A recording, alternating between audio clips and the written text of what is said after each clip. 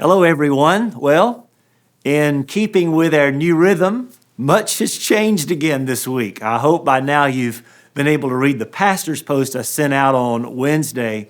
In it, I shared with you our current thinking about how long we'll be in our current mode of online gathering, especially in light of the governor's announcement on Monday. Everyone's asking, when can we get back to church?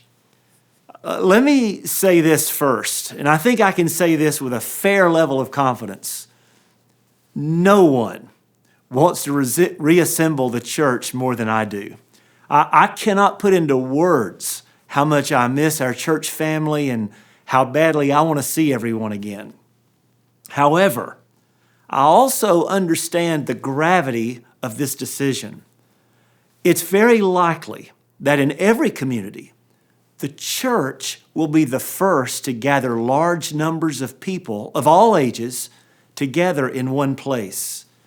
So, as the trailblazer for our community, it is vital that we get this right, that we use great wisdom and seek informed counsel to resume on-campus activities at the right time and in just the right way. So we're talking to healthcare professionals, to other pastors, to the governor's office, to other community leaders, to try to stay abreast of rapidly changing conditions.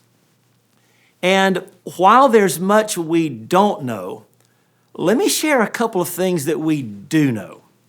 The first thing that we know is that considering everything as it is now, it does seem unlikely at this point that we could responsibly reassemble for worship before late May, early June. Of course, the caveat is that things can change drastically very quickly. But for now, we're planning to continue our online approach at least through May.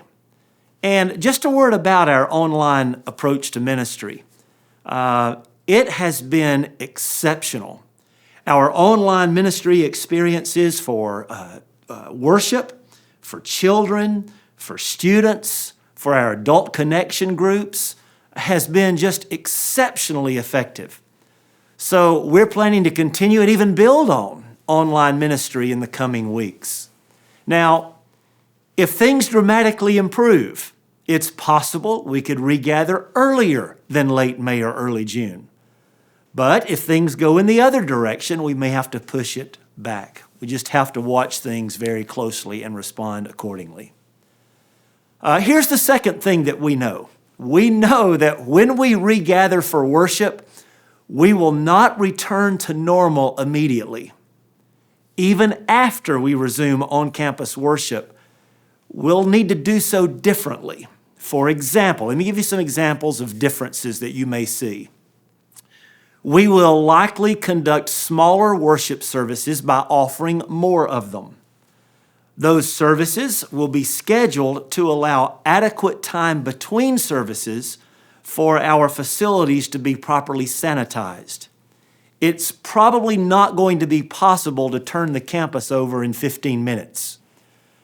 Families will need to spread out in our worship center.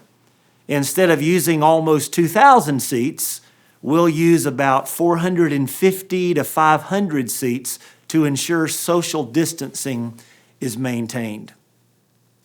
When we resume, childcare will be very limited. Look, small children cannot practice social distancing. So most children, if not all children, will need to attend worship with their parents for a period of time.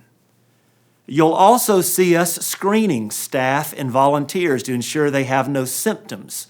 For example, we've obtained touchless thermometers that can easily detect someone with a fever, for example. Even entering and exiting the campus will look different. We are a friendly church. We love those in our church family. We love to interact with them, to catch up with them, especially after being apart for some period of time. But for a short while, we'll need to minimize mingling. So entering the building and exiting the building will need to be done orderly so that we can maintain proper social distancing. Those are just a few examples of how things will likely be different when we resume worship services.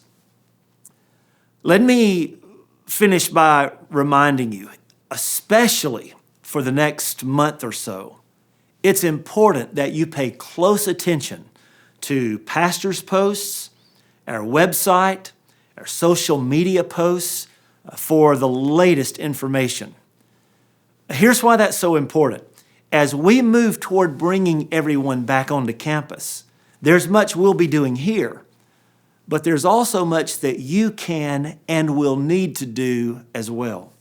And we'll be using those communication methods to prepare you for a safe return to campus.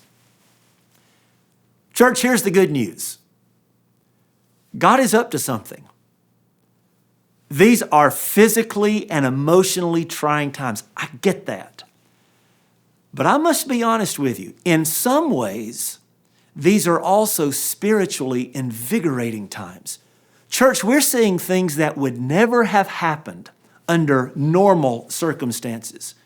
We're reaching more people. We're praying more diligently. We're learning to lean on Jesus more. And many wonderful things are happening in and through our wonderful church. God is always at work. And He is certainly at work during these days. We're praying for you. I would ask, please pray for us.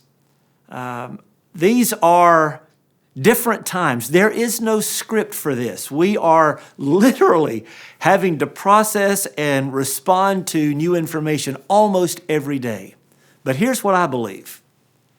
I believe we'll not only emerge from this crisis soon, but we'll also emerge better and stronger than ever. So please stay safe, stay healthy, and I look forward to seeing you again online this Sunday.